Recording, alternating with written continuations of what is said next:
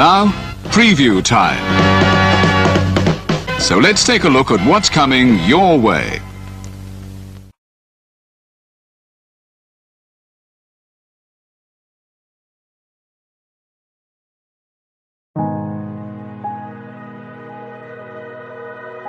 Gary Hebert, the man, the myth, the legend.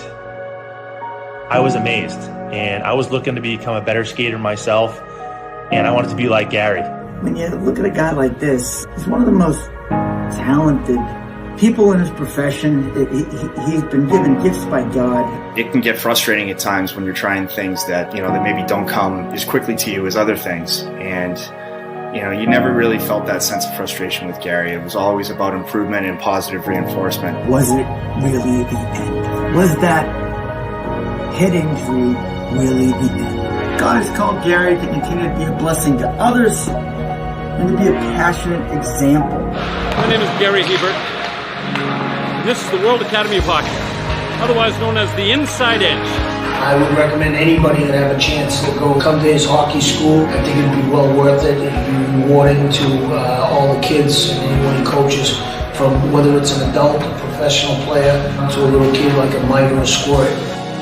Gary, from day one, has been instrumental to my hockey career. I started out as a potential Division III player, and Gary brought me single-handedly through high school and into a top Division I prospect.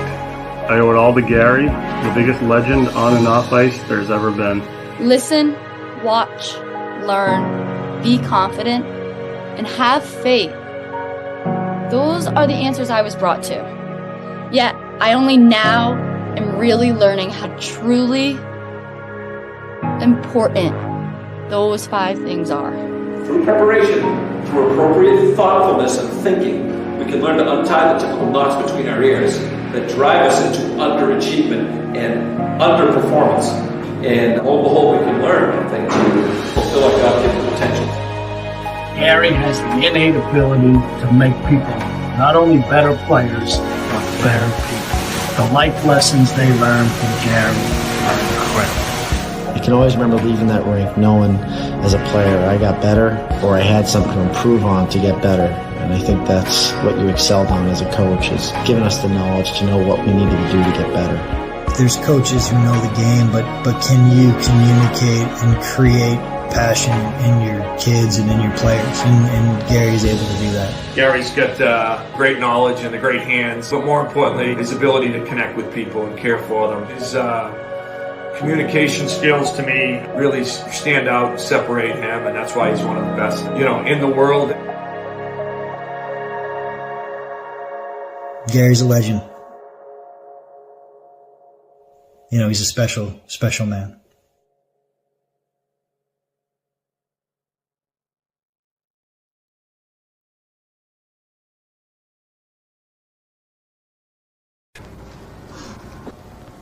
Hello, I'm John Waters, and I'm supposed to announce there is no smoking in this theater, which I think is one of the most ridiculous things I've ever heard of in my life. How can anyone sit through a length of a film, and especially a European film, and not have a cigarette? But don't you wish you had one right now? And I'm telling you that smoke anyway. It gives ushers jobs, and if people didn't smoke, there would be no employment for the youth of today. So once again, no smoking in this theater.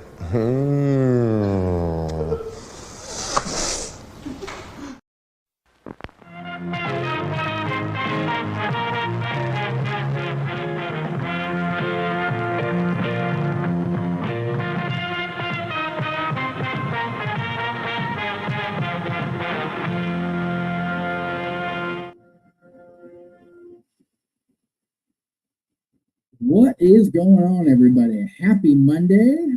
I apologize for my tardiness. I'm not going to lie to the people. It was a COVID-induced stream. That's what it was. I was sleeping. So thank you to JJ for waking my dumb ass up. It is Monday. It is Meach's Musings. You are watching the Jeff Meach Network, Multiverse of Media. Happy Monday to you. It is July 8th. No. Yeah. July 8th, 2024. And yes, Josh, just barely, I do indeed work. Good to see everybody in the chat room. Eddie, thank you for the $4.99 daily super chat, or at least every time I appear live across the Jeff Meach Network. Thank you for that. And yeah, I only appeared when JJ said my name, so it is what it is. As far as that goes, that is what I know. I'll try something.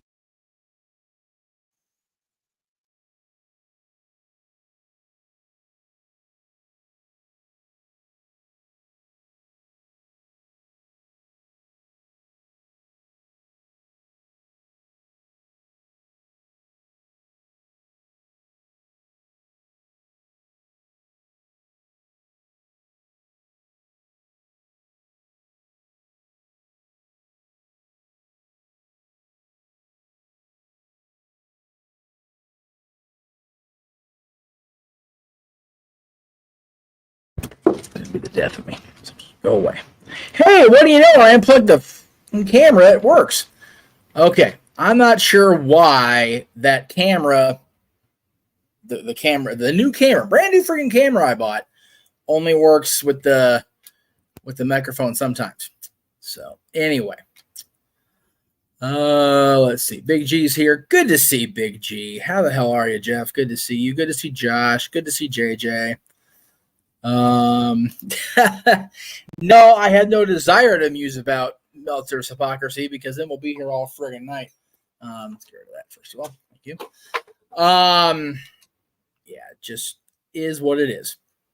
Let's see. Then Safet's here. Yeah, it's gonna be a tech day. And like I said, I'm late because I'm sick, and hopefully I'm at the tail end of it because I actually do need to go home, and I'm eligible to test in the morning because it's been that proverbial 5 days. So we'll see how it goes.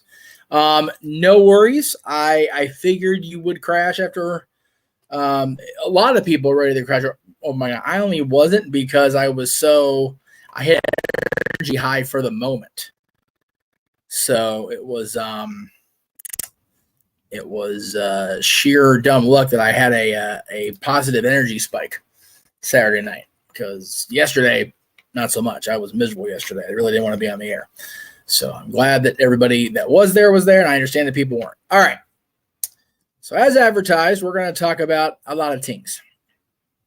The graphic I made up for this show has me talking about the shows over the weekend, Wednesday night show, and Friday night's watch along of the Prestige show. So let's go ahead and talk about Money in the Bank. I have been hearing mixed things about Money in the Bank since it aired. While I had the energy spike after Money in the Bank, I was kind of in and out during the show itself. Those of you that didn't catch the watch along, please go back and watch it in the archives. We had a lot of fun doing it. But like I said, I've been seeing the mixed bag of responses to the show. I liked it personally. I did. I enjoyed the show. I enjoyed the finish of the main event. I know people were kind of upset about Trick losing the championship. Excuse me. Like I said, I'm literally waking up, guys, so I apologize. Kind of upset about Trick losing the title, and it's funny. We were talking about it, I think, on the stream, the fact that they used a finish similar to Backlash 2000, whatever that was, 2007, with the winner falling on the person took the fall after eating the super kick. That's actually been done several times. Backlash 07 just happens to be on the prominent stage, if you will. But it was John Alba's theory that it was a finish not too long ago, more recent than the Shawn Michaels Backlash finish. But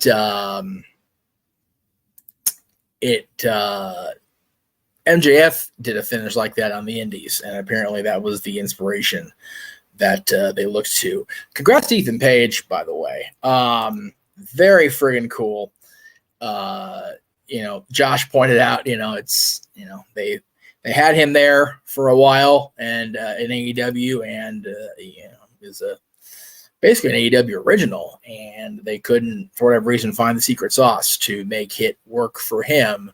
And then, he's been in AEW for a month, and he's the NXT he's in NXT for a month or so, and he's the NXT champion. Man, I'm gonna have a tough time, y'all. Just so you know.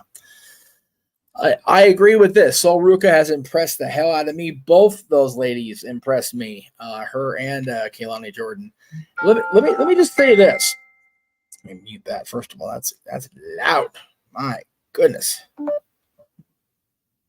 are we not showing that it's even the phone's acting stupid? All right, we're gonna have a day. Anyway, every match on the card either met or exceeded expectations for me, and that's for me for any show. I think that's the goal, right? You want a show to meet your expectations at the very least. So for me, the show exceeded expectations. Money in the Bank, I think met expectations. I know a lot of people are mad about the botch, not the botch. There was a botch finish with the World Championship match, but they're upset with Drew and the way they handled his cash in. Like I said during open mic night, you have to remember something, guys. I saw my friend Corey on a post for another friend's birthday, so I had the Corey rather than Cody on my breath. Cody Rhodes has only been WWE champion since WrestleMania. Right now, same with Damian Priest. The working theory, not Austin theory, is that Gunther is going to leave SummerSlam the World Heavyweight Champion. At the very latest, he's going to leave the show in Berlin as the World Heavyweight Champion. Either way, you want those guys, Gunther and Cody Rhodes, to have at least decently long championship reigns. And you don't want that idea in the audience's head that Money in the Bank can come along and ruin everything. WWE male landscape did not need Money in the Bank hovering over it. So I agree with the call they made to have Drew win it and lose it immediately and have it be because of CM Punk. Because not only does that further their storyline, right? It also furthers Seth's issues with Punk that we never got resolved at WrestleMania because of the injuries to both of them. Seth had to get through Mania. He had to get through WrestleMania as the world champion and then have that loss go down to get him off TV. And he had to be part of the tag match in night one. Punk was obviously not cleared enough to have a world championship match. So, it's one of those situational things. It is what it is. And the fact that people are, calling for the company head because of, Drew McIntyre getting screwed again, that's wrestling, baby. It's professional wrestling. It is what it is, man. It's great storytelling. And yes, the Money in the Bank briefcase once again got used as a storytelling device in a way that not all of us are necessarily going to enjoy.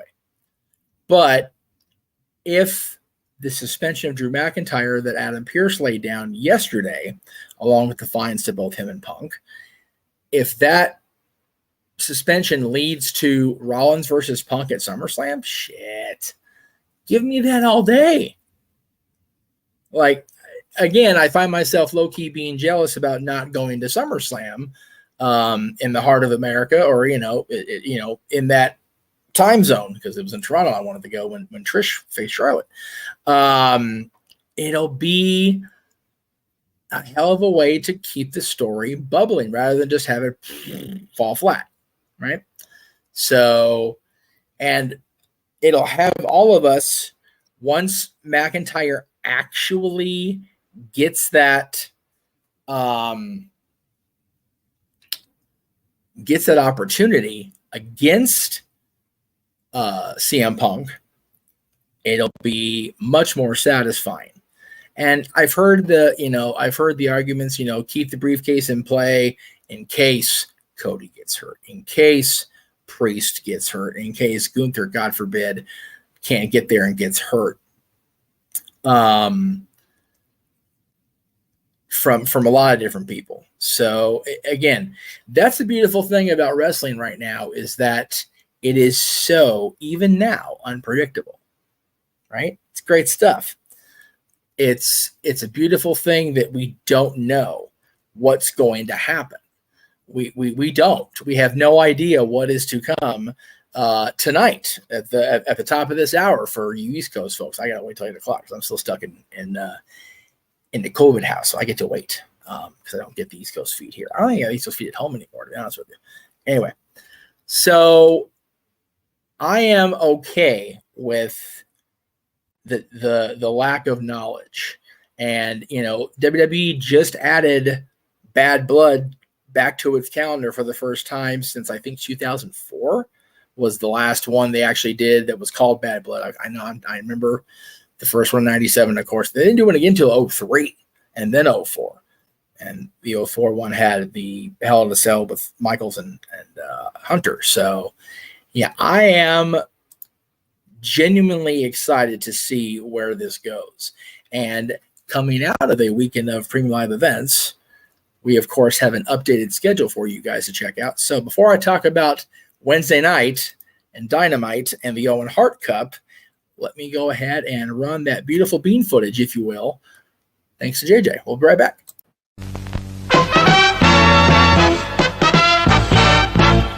And now, preview time. So let's take a look at what's coming your way.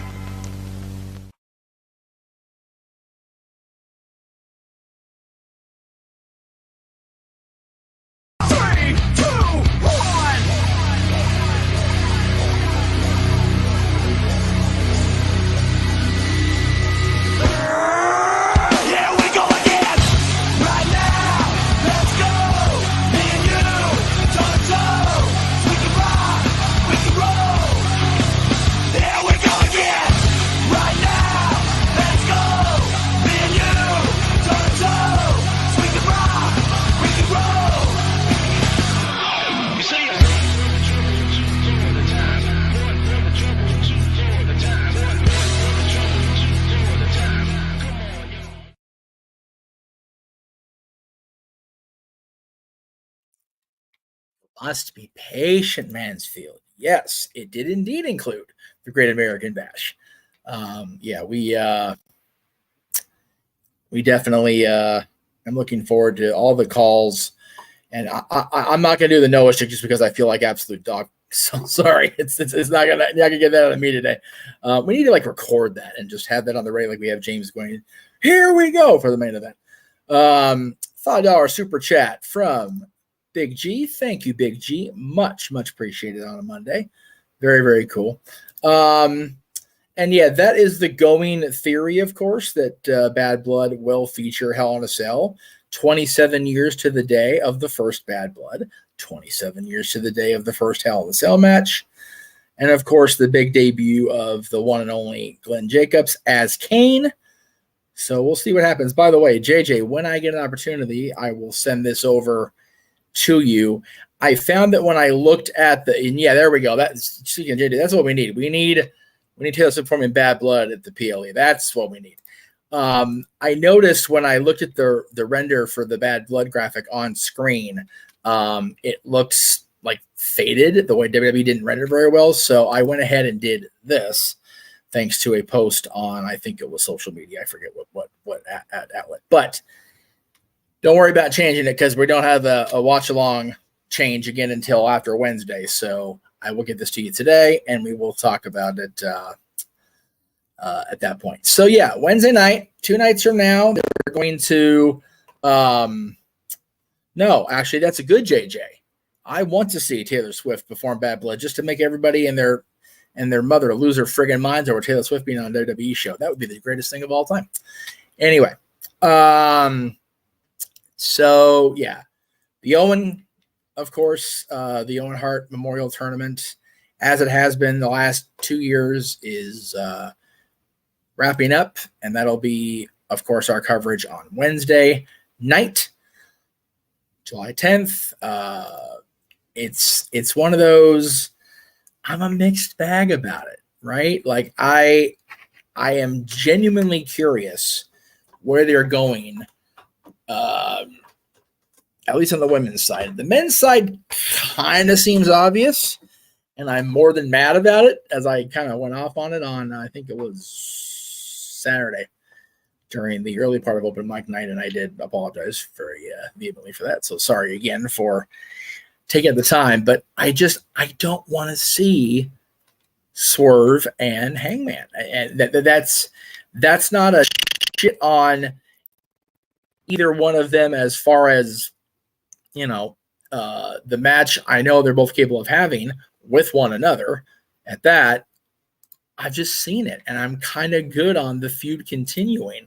And I know Hangman said he would do everything he could. He don't want to see Hangman as the champ, see Swerve as the champion again.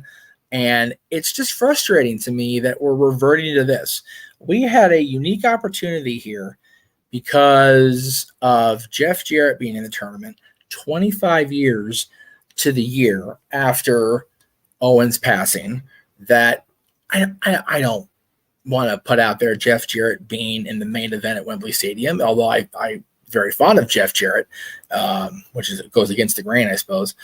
But at least have me in the finals. At least make us believe, right? Instead, he loses first round because of Hangman. It just irritates me. So while I firmly believe that Hangman's going to win, I am always, as ever, rooting for my buddy Bryan Danielson. And as much as it'll make Jarrett a heel again, I kind of want this to happen too. So there you go. Breaking news from Big G in the chat room. He says, TNA is currently my number 2. AEW is 2B. Nice. I love it. And the women's tournament is definitely my preference this year. Mariah May, while it's almost as obvious, I'm actually okay with that. They've been building toward this inevitable clash between Toni Storm and, as she's called, Tiny Storm by the bad guys, Mariah May. So I'm here for that if they do it.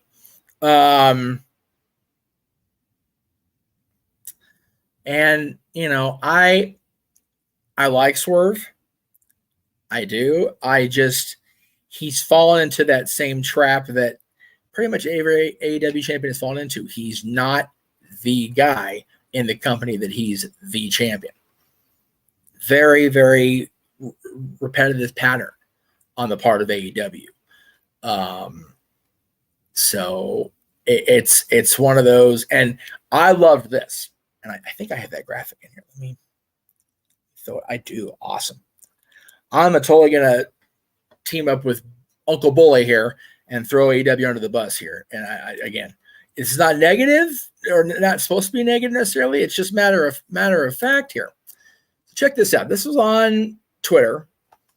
I think it was either yesterday or maybe even it had to be yesterday. You'll notice this flyer advertises FTW champion and labeled as such, Chris Jericho, taking on Samoa Joe. You'll see that it says we'll hear from international champion Will Ospreay and labeled as such, the international champion. But check this shit out right here. Swerve Strickland returns, but it does not say AEW World Champion Swerve Strickland returns. Why are we not advertising this man as a world champion? Like, who's in charge of marketing and graphics here? And Bully called him out on it. So good on Bully Ray for that shit. I didn't even notice it until he brought it up, which means that Tony is expecting fans like me and not seeing that. So that was bullshit. They've since corrected the print because there's the individual graphic for each segment or whatever clearly states AW World Champion above Swerve's name. So, man, it's sad that it's very likely going to be the main event unless they find a way, and they being the Bucks, pronouns, pal.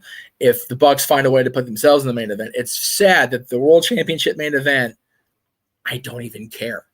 I don't care that Hangman's going. Brian wins. Shit, I'm all for it. If Brian is the number one contender going into All In and he is facing the champion, whether he, if you believe the media, says he wants to or not, I'll definitely watch. I mean, we're doing the watch long, so I'm going to be here anyway, right? But I will be far more invested if Brian wins because it's been stated it's Brian's last year, right? So, as far as Friday, and I am going to talk about John, so just bear with me here. Friday, of course, Prestige Wrestling they kind of move all over the place, but they will be in Portland, Oregon on Friday night. We'll be going live with our coverage at 6 p.m. Eastern, 3 p.m. Pacific. Excuse me, it's at 7 Pacific. So you know what? I need to change that graphic work. So I'm glad I didn't use the one I have. I keep forgetting that they're on the West Coast, so they're going to be going on West Coast time. So we'll be going live at 9 p.m. Eastern, 6 p.m. Pacific. Like dumbass Jeff. But yeah, Prestige Wrestling, they have an unbelievable card. And I know people are going to be like, well, you know, it's indie show. Why does it matter? Well, first of all, you get to watch that show free on their YouTube. They're actually offering that show up to a wider audience, which I think is super cool on their part because, as I said, the card is loaded. Ron White reference. Thank you, Ron. Love me some Ron White. So I'm trying to see where JJ put it. Forgive me. I'm going to see if the graphics are in here. I don't think they are, but I don't know that. So just bear with me, guys. Like I said, I woke up from a phone call. So I appreciate the help on that, Mr. JJ. All right. Well, we're going to do this a different way. It's fine. We're live, folks. So there we go. I just want it in front of me, but I won't. I'll be able to read it. Commentary chat would probably be, because I didn't look there. Good call. But I do believe you're right, Mr. Williams. We're live on the air, and Jeff's going through it. Trying to find these damn graphics that I know were there before. And I'm singing terribly, which maybe 3 people like, and none of them are here.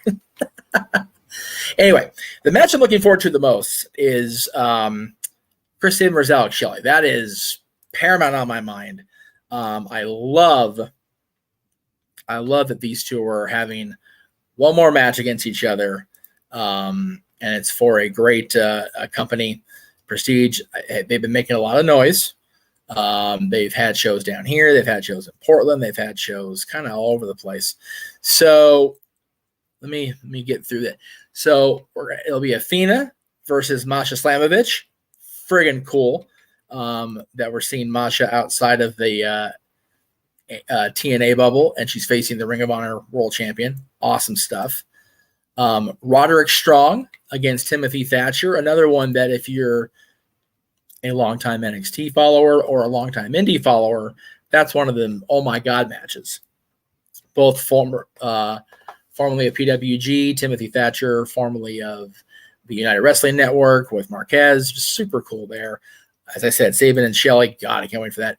The Amazing Red. I didn't even know the Amazing Red was still wrestling, right? And if you're an old school TNA fan, you remember the name Amazing Red. He's facing Leo Rush, who is being marketed as the Blackheart Leo Rush, so he's got a different type of gimmick in Prestige. Titus Alexander versus Starboy Charlie versus LeBron Cozone. I probably butchered that. Versus BK Westbrook versus Jaden versus Sonico. This is like one of those showcase matches. You got 2 guys from West Coast Pro Wrestling, 2 guys from, looks like DPW, 2 guys from Prestige. So very cool little combination there. Shelton Benjamin will be on the show. He's taking on Santana. Of course, Mike Santana, formerly of Santana Ortiz in TNA and AEW.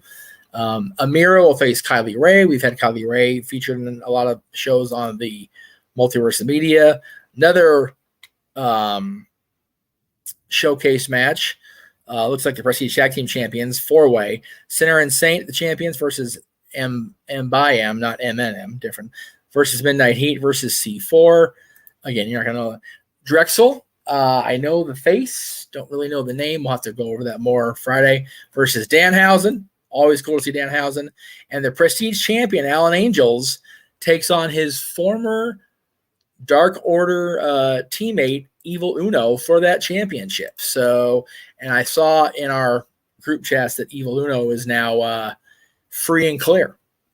So congrats to him for his free agency. And yeah, seeing Amazing Red on a show in 2024 is going to be awesome. I love me some Amazing Red. So very cool to see him and be able to showcase him once again. All right, so I kind of got a little mushy, a little sappy about it Saturday night during open mic night. Very emotional about it anyway, but I'm gonna try to keep it together. So John Cena did announce during Money in the Bank and our coverage of the show that 2025 will be his last year in professional wrestling, WWE, as an in-ring competitor. He went on to point out that he will be at the Royal Rumble, and that'll be his last time at there. The Elimination Chamber, it'll be his last time there. WrestleMania will be his last WrestleMania as an in-ring competitor. And I said right then and there, I don't care what I have to do, what I have to pull, what, strings I have to pull, whatever you want to call it, what horrible thing I got to do. But we're going to find a way to get myself to Vegas, hopefully Dylan, hopefully JJ. We're going to find a way to get everybody out there to Las Vegas to send John off properly, at least from WrestleMania. As far as that last match, it sounded like he's going to go all the way through the entire calendar year and wrap up in December next year. So the possibilities are limitless on that. As far as an opponent goes, I personally, there's been a lot of talk over the weekend about him capturing that elusive number 17. I actually agree with it. I know people are going, John doesn't need a championship. You're right. He does need a championship. You're absolutely right. But I think that, unfortunately for Ric Flair, he's fallen in that category of, if we can erase him from the history books on any front where it won't seem like we're being those guys, we're going to do it. And I think that him being technically recognized as a 16-time champion, we all know it's more. I've documented that. Even Tony Khan's pointed it out. But if John Cena can get past that magic number 16 in WWE's eyes and be the guy, then I'm here for it. I don't know if I want him to retire as champion, because I'm not always a fan of it. It really depends who's booked in the tournament, but I'm not really a fan of them if they're just there because of the situation. Like if there's a need for it, like if there's a great storyline involved with it, then yeah, I'm okay with it. But just because John wins, it's like I wasn't a fan when they did it with when Trish retired and they brought it right back to Lita, and then she retired and losing it. It was like, okay. So And then the story goes, well, they talked about Cody Rhodes versus Randy Orton at WrestleMania. What about Cody Rhodes versus John Cena? If they put John Cena in the WWE Championship match at WrestleMania, I am going to lose my damn mind. Because I'll be there and it'll be wonderful to see. So there's talk going through, about him winning that elusive Intercontinental Championship. I don't think he needs that personally. I know it's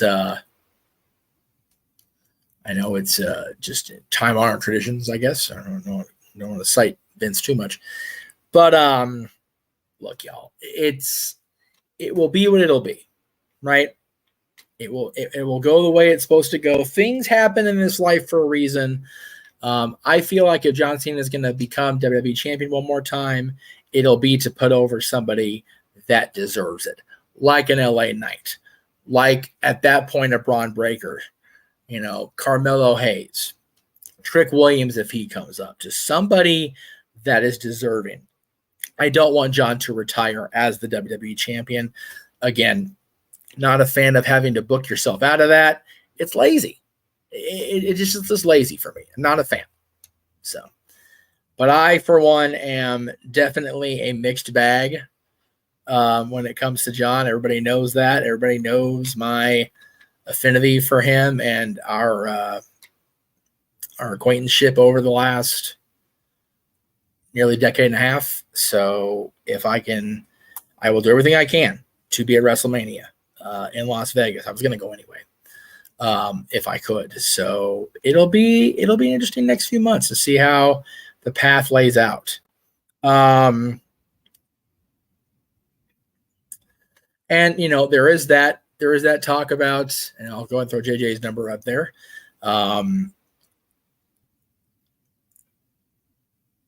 See, I'm up until Saturday, I would have agreed with JJ here, but knowing that John is stepping away, knowing that it's his last hurrah, I'd rather him be the world champion again. I don't think John needs the Grand Slam in his trophy case. I'd rather him be the world champion record breaker, whether we all know it's bullshit or not because of Flair's number being incorrect in WWE's eyes. I still want him to do that.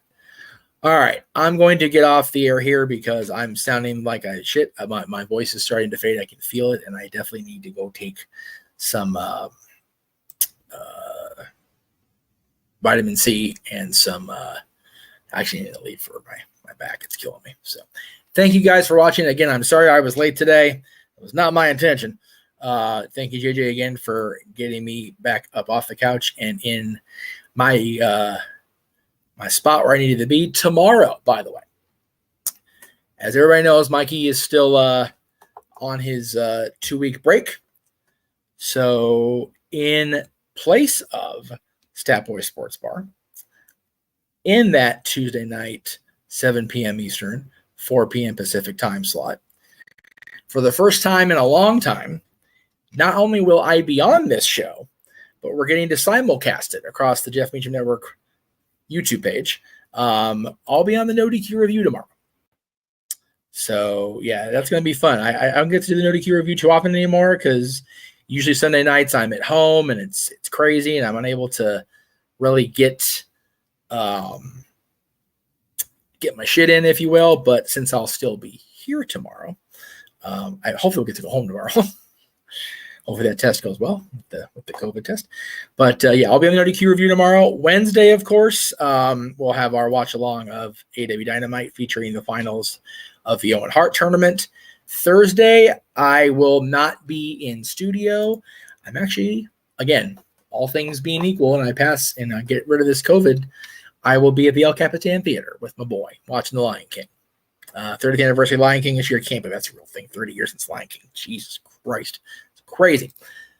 Friday night, as we said, we'll be on with Combat Clash from Prestige Wrestling. That'll be at 9 p.m. Eastern, 6 p.m. Pacific with our coverage.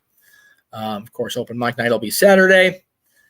And on the 7th day, we shall rest. At least I will, because it's going to be another breakneck week. So thank you guys very, very much for your patience. Thank you for supporting the Jeff Meacham Network. We'll see you guys tomorrow as we bring the No DQ review to the Jeff Meacham Network YouTube. Until then, have a wonderful rest of your Monday. Good night, everybody. The Jeff Meacham Network's Multiverse of Media. For over 15 years, the recognized symbol of excellence and the standard bearer in coverage of sports and entertainment.